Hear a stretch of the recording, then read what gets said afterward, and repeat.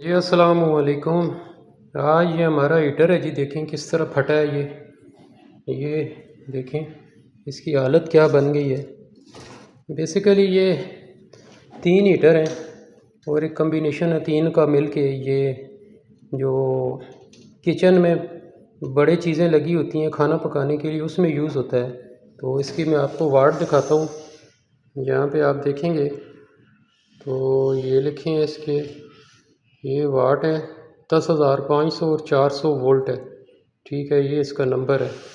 तो यहाँ पे देख सकते हैं आप इसकी 3 यानी अलहदा फेस इसको लगी हैं। यहाँ पे तीन तीन हीटर हैं, 3 न्यूट्रल हैं और 3 फेस हैं इसके। तो इसको जो है वो तीनों को अलहदा यानी 3 फेस आके हर एक को एक एक लग जाता है और न्यूट्रल आप कॉमन भी कर सकते हैं। तो ये आज इसकी हालत है, ये देखें फट के क्या हो गया, ख़राब हो गया।